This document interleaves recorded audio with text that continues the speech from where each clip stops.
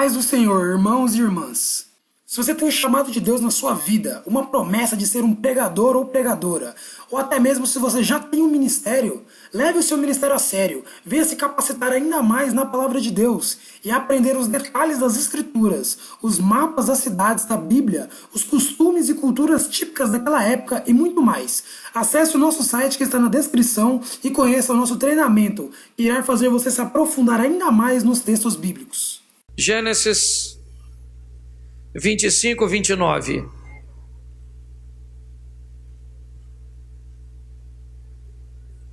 Amém?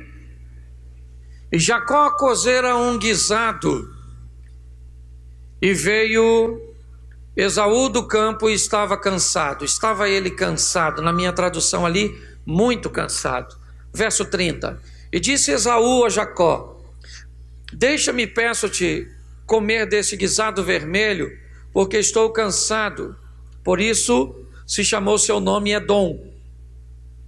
Então disse Jacó: vende-me hoje a tua primogenitura. E disse Esaú: eis que eu estou a ponto de morrer, para que me servirá logo a primogenitura? Então disse Jacó: jura-me hoje. E jurou-lhe, e vendeu a sua primogenitura a Jacó. Jacó deu o pão a Esaú e o guisado das lentilhas. Ele comeu, bebeu, levantou-se e foi-se, e assim desprezou a sua primogenitura. Olhe para mim, porque eu preciso falar algumas coisas com você sobre a valorização do que você tem e o reconhecimento que você precisa ter das coisas que já são suas. Qual é o grande problema entre a maioria das pessoas? As coisas lhes são muito interessantes, as coisas lhes são muito atraentes, enquanto não são suas. Me parece que o ter remove o brilho. Quando não se tinha o carro, quando não se tinha a casa, quando não se tinha a pessoa, me parece que nós utilizamos de uma valorização muito grande. Mas quando se tem, quando recebemos, quando agora está em nossas mãos, nós costumamos desprezar. Ou seja, é muito comum valorizarmos mais o que não temos do que o que temos. Essa é uma grande verdade. Quando eu olho para esse texto, eu me deparo com uma instrução que me impulsiona a dizer a você: nunca troque o que você mais quer na vida por aquilo que você mais quer no momento. Deixa eu repetir para você: nunca troque o que você mais quer na vida pelo que você mais quer no momento, porque o momento é passageiro, a vida não. Você vai ter que dar conta das suas escolhas, você vai ter que usar de responsabilidade para com seus atos. O texto me fala de uma família próspera. Eu não estou falando de alguém sem grana, sem dinheiro, sem comida, sem servo. Eu não estou falando. Eu estou falando dos dois filhos de Isaque, os netos de Abraão. Deus falou a Abraão no capítulo 12 de Gênesis: sai da tua terra e da tua parentela, porque eu te levarei por uma terra que eu te mostrarei, farei de ti uma grande nação, abençoarei os que te abençoarem, eu vou engrandecer teu nome. As promessas de Deus para Abraão foi uma promessa de prosperidade, de grandeza, e ele cresceu. Seu filho Isaque herda tudo de seu pai. Isaque é um homem próspero, é um homem rico, é verdade. Ele tem dois filhos: Esaú, um homem que me parece ser muito bom, A Bíblia diz: se a árvore é boa, o fruto é bom. Esaú é um bom filho, ele é neto de Abraão, ele é filho de Isaque. Olhe bem, a probabilidade deste rapaz, os prognósticos são muito positivos. Ele vem de uma linhagem boa, que tem uma promessa, ele sobrevive naquele ambiente sob uma tradição oral, ou seja, era muito comum as histórias irem passando de seus pais. Então, Isaque devia falar com seus filhos sobre toda a promessa que Deus havia concedido a seu pai. O texto diz que Jacó era um homem caseiro, Esaú, um homem do campo, um homem da caça. Tá certo. Mas o texto diz que um dia Esaú chega, e na tradução que eu usei aqui primeiro, muito cansado. Ele estava muito cansado. E quando nós estamos muito qualquer coisa, o muito sempre nos leva para o perigo. O muito dinheiro pode nos levar para uma autossuficiência que nos faça pensar que o dinheiro é tudo. O muito, sem ele, né? Ou seja, se eu pudesse usar a frase, diria o muito pouco. Não tê-lo também dá uma sensação de que não vale a pena viver, porque os extremos sempre são perigosos. Se você não gosta de ninguém, está muito desinteressado de todo mundo. Isso é muito ruim. Mas se você está muito interessado em todo mundo, isso também é ruim. Se você está com muita fome, isso é perigoso. Pode te levar à glutonaria. Se você está muito sem fome, não é? Isso pode te matar de inanição.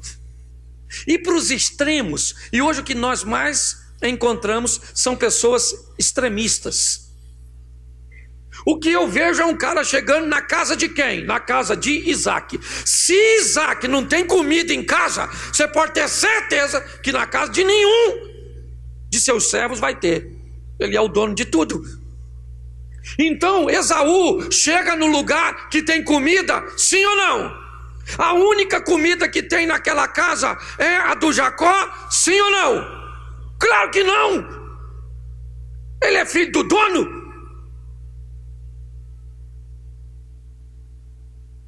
O Jacó, me dá aí um pouco desse guisado. Não dou. Ainda não? Ô, dona Antônia, faz o guisado melhor que o do Jacó, que eu estou com fome. O cara é o chefe. Não tem porquê ele tomar decisão. Aliás, tem porquê. A diferença entre Esaú e Jacó é que Esaú valoriza as coisas da terra, enquanto Jacó valoriza as coisas dos céus. E é por isso que ele vai se dar mal, o Esaú. Porque ele chega com muita fome, e na muita fome dele, Jacó está fazendo uma comidinha. Esaú falou: rapaz, essa comida é maneira, hein? Você me dá um pouquinho? O Jacó falou: não dou. Tem alguma coisa de errado nisso, sim ou não? Seja franco. Quem aqui cresceu no lar que nunca disse não para o seu irmão?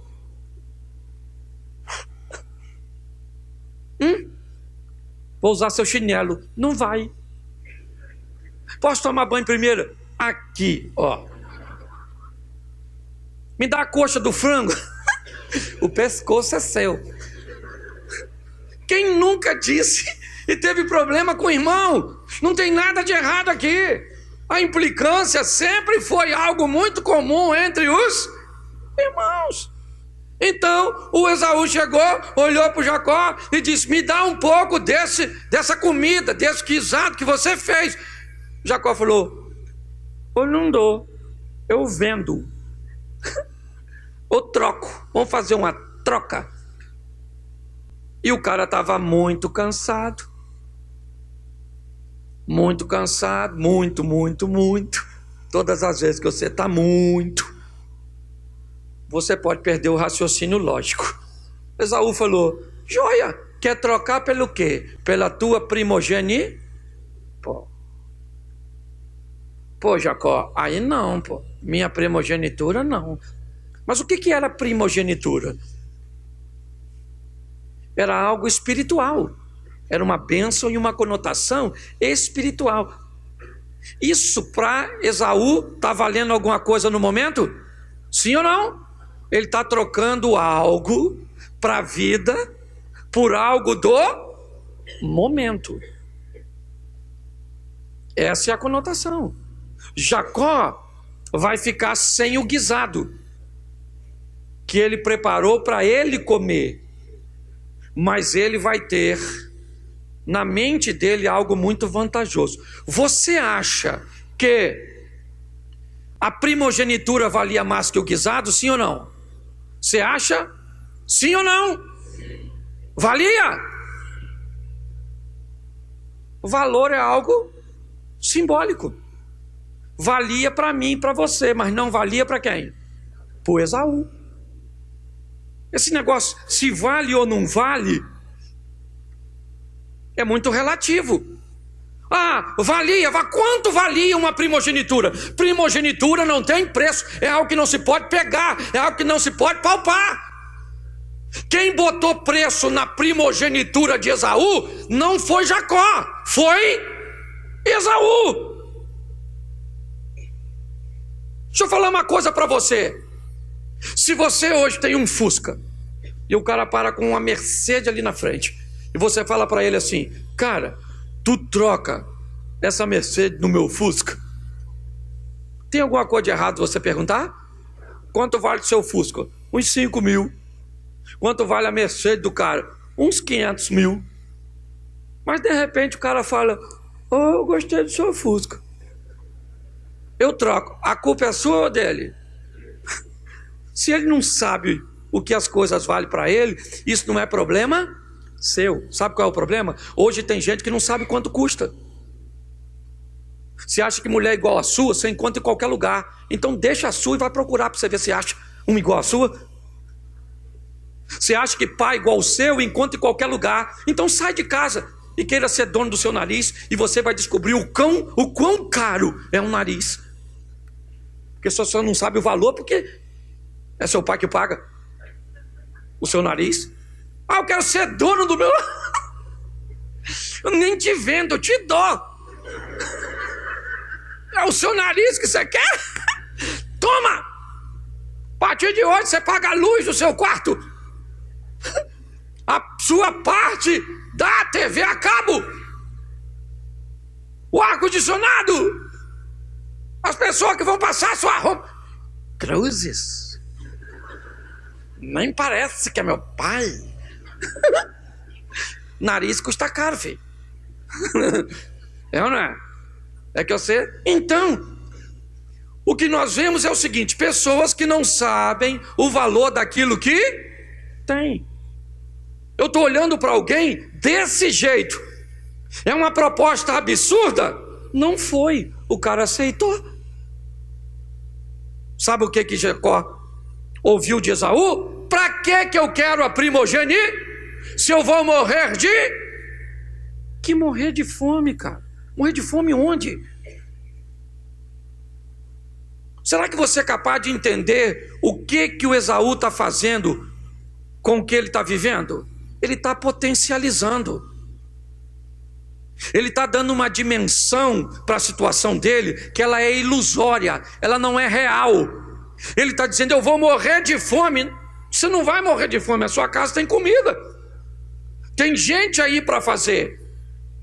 Mas ele superdimensiona o que ele está vivendo, e por ele superdimensionar isso, ele vai ter problema, porque a primogenitura que ele está negando foi Deus que deu. Ele está virando as costas para Deus, e é isso. Casa com mulher errada, ele só faz coisa errada.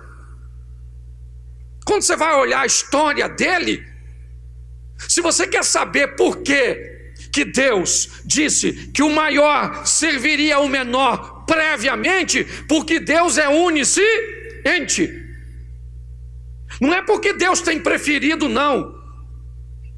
É porque a preferência era de Esaú. Era ele. Mas como suas decisões, suas escolhas, suas conexões foram erradas, e Deus já sabia disso, falou para sua mãe: o maior servirá ao menor. É isso. Ele vende a primogenitura ou troca, come o prato de lentilha, que provavelmente a maior parte dele ficou no ventre e foi embora. E o Jacó está com a sua primogenitura. Sim ou não? Sim. É muito importante eu entender que eu preciso valorizar o que eu tenho. Todas as vezes que eu valorizo o que eu tenho, eu passo uma mensagem para Deus, que eu sou alguém que sou capaz de valorizar. O quê? Aquilo que eu tenho, porque se eu tenho, foi Deus que me... A Bíblia diz que o homem não recebe nada que não seja... Então tudo que eu tenho foi Deus que me deu. Então eu tenho que aprender a valorizar o quê? O que é meu. Se eu valorizo aquilo que eu recebi, eu sou capaz e apto de receber novas coisas. Se eu não valorizo o que eu tenho, para que eu vou receber coisas novas? E preste atenção, isso é um hábito, eu não sei como é que eu posso chamar isso. Você conhece alguém que tem um guarda-roupa pequeno, bagunçado? Já essa palavra guarda-roupa que fica mais fácil. Um guarda-roupa todo bagunçado. O que essa pessoa diz? É bagunçado porque eu não tenho? Não tenho? Ele compra um maior. Fica arrumado ou bagunçado? Porque ainda é pequeno. Compra um maior. Fica bagunçado ou arrumado? Porque a bagunça não está no espaço, está nele.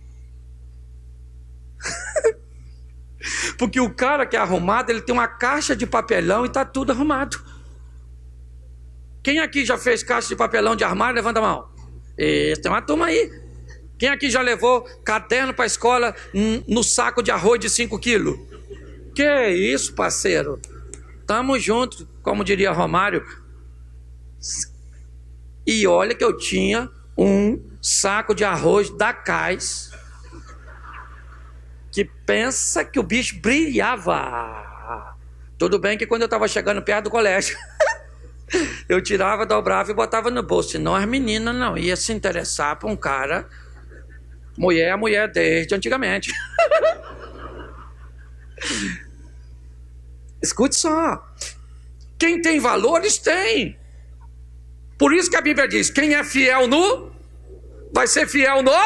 E quem não é fiel no pouco, não vai ser no muito. É isso que ele está dizendo. Fidelidade é apenas uma opção. Eu optei. Então eu sou feliz com 10 reais dando o de dízimo, dando 50 centavos de oferta. Isso é fidelidade, sim ou não? Sim ou não? Vamos lá. Eu ganho 10 mil. Eu dou 200. Eu sou fiel, sim ou não? Mas eu dei 20 vezes mais do que o outro. Você consegue entender? O que nós estamos vendo é o quê? O cara valoriza o quê? O que eu tenho. O que eu tenho? É o meu guisado. Então ele é meu, eu boto o preço nele. E qual é a sua primogenitura? Bom, eu valorizo o meu, mas valorizo o seu. Na verdade, Jacó valorizava o que ele tinha e o que ele não, por isso que ele passou a ter. Ele sabia o valor do que ele queria. Sim, mas ele sabia valorizar o que tinha. E foi isso que levou esse camarada para onde? Esquece a visão profética. Eu estou dizendo de atitudes. Alcançar. O tempo passou. Está tudo tranquilo.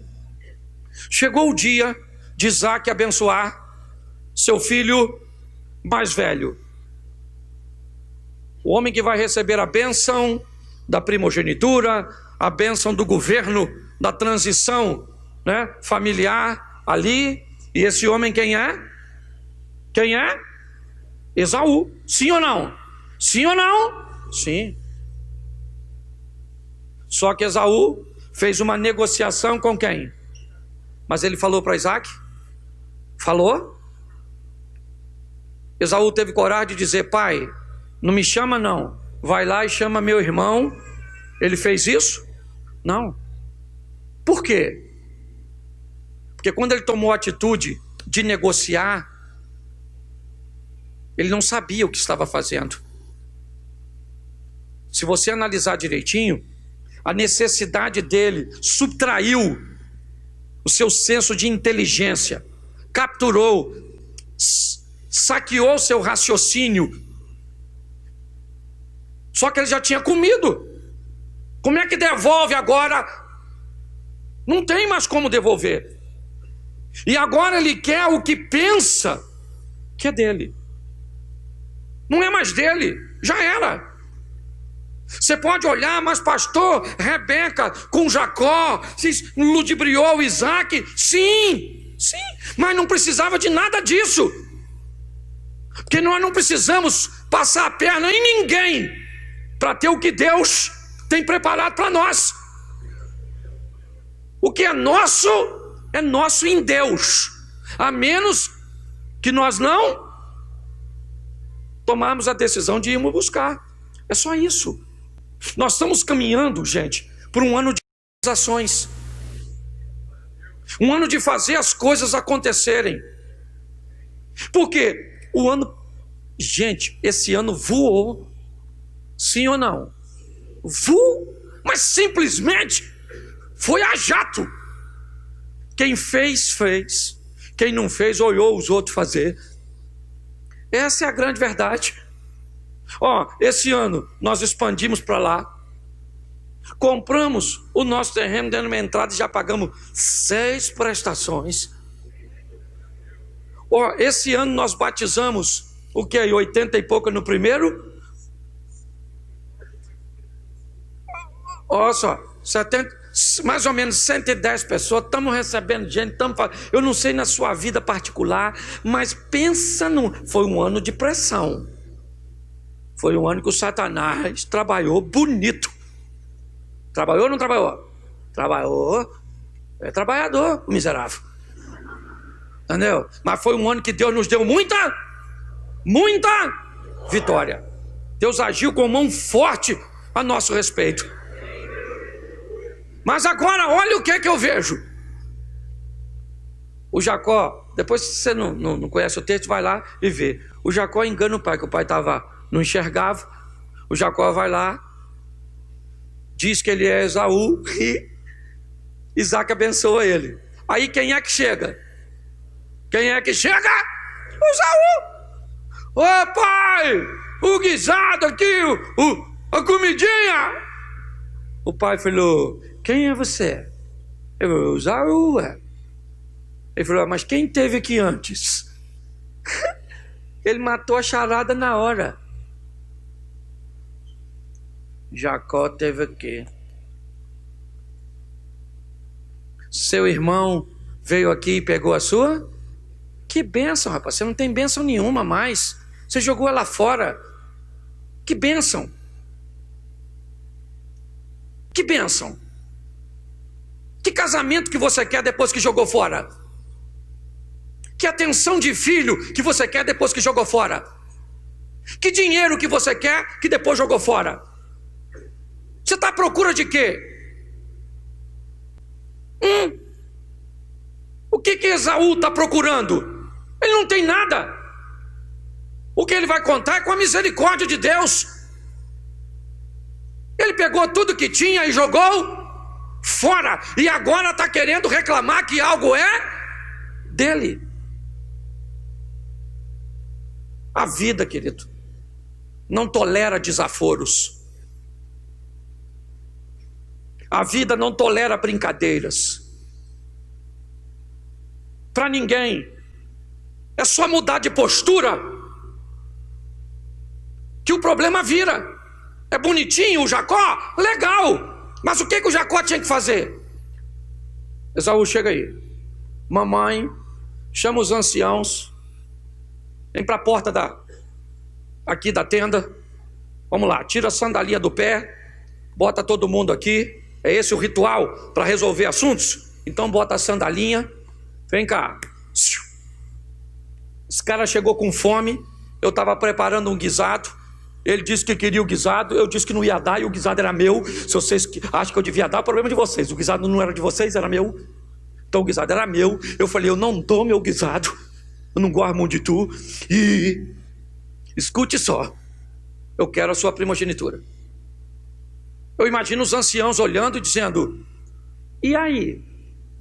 Aí ele falou, para que eu preciso de primogenitura? Se eu estou morrendo de fome. A bênção é minha ou dele? Os anciãos iam falar de quem?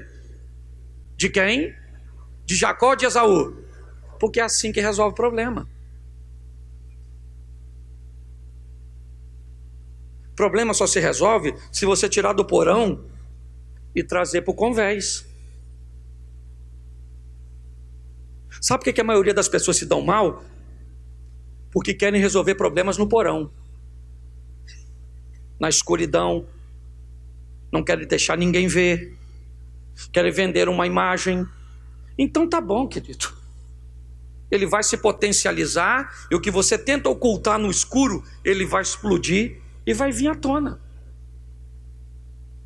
O Jacó, para mim, lá atrás tem uma atitude, valoriza o que é seu, sabe negociar, é um cara fantástico.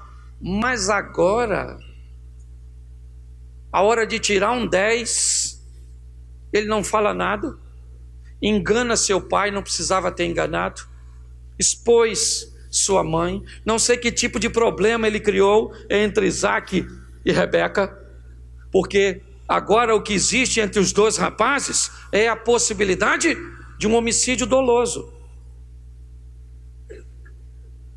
Esaú disse, eu vou matar Jacó, é só papai morrer, a hora que papai morrer, eu mato ele. Sabe o que o Jacó faz? Foge para Padã Arã.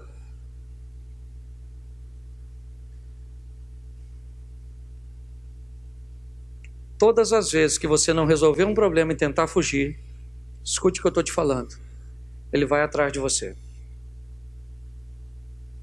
Jacó chega em Padã Arã, vai trabalhar para casar com uma moça chamada Raquel. Trabalha quantos anos? Quantos anos? No dia do casamento. No dia do casamento. 7 anos o cara trabalhando. Cadê o Esaú? Esaú está onde? Ficou para trás. Jacó agora está em Padã Arã, trabalhando para Labão, para casar com uma menina linda chamada Raquel. 7 anos o cara trabalha, vem o dia da festa, a noiva é preparada, adornada, banhada, perfumada, arrumada, coloca a dona na tenda, rostinho coberto, e o Jacó? O Jacó está lá tomando uns graus, dando um rolé assim com os homens, isso, fazendo sua despedida, maneiro, escureceu, isso, o Jacó meio chapado, enfia o Jacó na tenda, meio chapado, 7 anos para trabalhar por uma mulher, você acha que ele vai tentar ver quem é? O cara vai passar o serão na dona, é ou não é verdade? 7 anos trabalhando para a dona, ele olhou, tá aí quem é? Uma mulher. Pode ser até Aracida Almeida. Eu, na verdade, eu vou pegar. O cara tá na febre do rato. Trabalhou 7 anos. Tudo escuro pela mulher, olhando a mulher. Eu penso ele trabalhando e olhando para Raquel. Ah, Raquel. Pois é, vou pegar você. 7 anos olhando, filho. Foi mesmo. Ele pegou. De manhã, quando ele acordou, porque se ele não tivesse pego, dava para anular o casamento. Ele não mexeu com ela. Mas como ele pegou, que ele olhou pro lado, menino. E falou, que maluco. Não era essa mãe. Ih, cara. Esse não é Raquel, não. É Lia. Lia tinha um olho para arquibancada, o outro para geral. Era meio bagunçadinha. Escute só. Ele levantou e correu na casa de quem? De quem? E falou porque rapaz, Labão, você me engana. Ele falou, mas na cabeça dele, sabe o que ele deve ter pensado? Esaú, te dei uma volta, você não veio, mas mandou seu secretário. Porque Deus não se deixa escarnecer. Tudo que o homem semear, isso também ceifará. Agora ele está casado com quem? Lia. Trabalhou mais 7 anos. Alguns dizem que ele ganhou a Raquel logo de... Não trabalhou 7 para casar com ela, não. O sogro reformulou a proposta, falou, eu te dou ela para casar, você já leva, mas tem que trabalhar mais 7. O tal do Labão defasou o salário do Jacó 10 vezes. Labão devia ser o cara do INSS, desvalorizando o dinheiro aí dos aposentados. Pois é. Precisava de tudo isso? Sim ou não? Sim ou não? O Esaú se ferrou na vida, por quê? Porque Deus jogou sobre ele uma maldição? Sim ou não? Claro que não. Ele se ferrou porque não soube negociar e valorizar aquilo que era o Jacó. Se ferrou. Casando com a Leia ou com a Lia? Sim ou não? Por quê? Porque Deus amaldiçoou ele? Não, porque ele não ficou lá para resolver seu problema, para equacionar suas coisas, para botar as coisas às claras. Ou seja, eu não estou vendo nada do Satanás aqui e nem de Deus. Eu estou vendo de gente que toma decisões equivocadas. Só que esse pessoal, ele caminha com Deus. E Deus sempre procura corrigir a situação. Um belo dia, Deus diz a Jacó, pega tudo que tu tens e volta à terra de seus pais. Por quê? Porque precisa consertar alguma coisa lá. Tem alguma coisa que ficou para trás, que precisa ser corrigida. Você pagou um preço alto, seu irmão pagou outro preço alto. Eu não puni ninguém, vocês acabaram se punindo. E agora, o que acontece? Ele volta, se encontra com Esaú. E quando ele encontra com Esaú, Jacó diz, amedrontado, ô meu irmão, toma aqui todos esses presentes, tudo isso, toma tudo aqui para você, provavelmente com medo do irmão matá-lo. E Esaú disse, não rapaz, eu não quero nada, pode ficar com tudo que é seu. Os dois se abraçaram, se beijaram. No dia do enterro de Isaque, os dois estão juntos. Mas não precisavam ter vivido nada disso na sua jornada. Nada. Por quê? Porque não precisavam ter tomado as decisões. Ô gente, você quer ver o que é uma sequência do que Deus vai fazer na vida de alguém sem erro? Veja a vida de Jesus. Se você pegar de seu nascimento à sua morte, você não vai ver um equívoco dele em ações que geraram reações danosas. O dia que tentaram apedrejá-lo, ele simplesmente virou as costas e saiu andando no meio deles. A vida de Jesus é pautada em quê? No plano que Deus tinha para ele, E aí eu estou usando o Jesus homem. E não há nenhum desvio, por quê? Porque ele programou viver do jeito que foi planejado. Vem aí um ano de se realizar. Com o quê? Com decisões assertivas. Estabelecendo primeiro sonhos alcançáveis.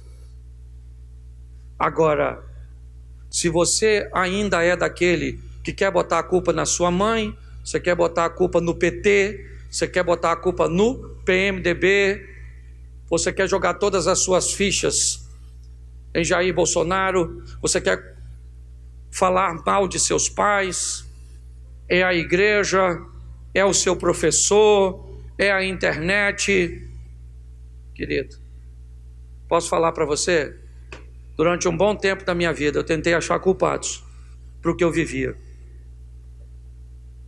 Até que um dia eu me deparei com a dura realidade de que o maior culpado de tudo que eu vivia era eu. Resolvi diminuir meus erros, melhorar minha qualidade de vida. Ainda tenho muito que melhorar. Muito. Vivo pressões que vocês não fazem a mínima ideia. Às vezes me entra alguém reclamando de um problema no meu gabinete que me dá vontade de rir. Porque quando eu vou medir com aquilo que eu estou vivendo, eu fico imaginando, Senhor,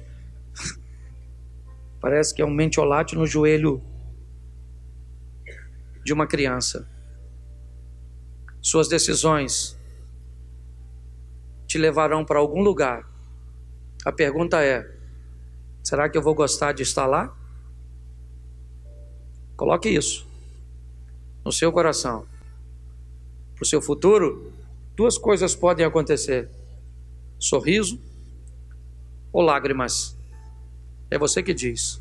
Você é filho de Deus, você é separado de Deus, os anjos do Senhor estão ao seu redor, ao derredor está o diabo. Ele não pode tocar em você nem em mim, porque o Deus que nos protege é mais poderoso. Mas você escolhe. Paz do Senhor, irmãos e irmãs. Se você tem um chamado de Deus na sua vida, uma promessa de ser um pregador ou pregadora, ou até mesmo se você já tem um ministério, leve o seu ministério a sério, venha se capacitar ainda mais na palavra de Deus e aprender os detalhes das Escrituras, os mapas das cidades da Bíblia, os costumes e culturas típicas daquela época e muito mais. Acesse o nosso site que está na descrição e conheça o nosso treinamento, que irá fazer você se aprofundar ainda mais nos textos bíblicos.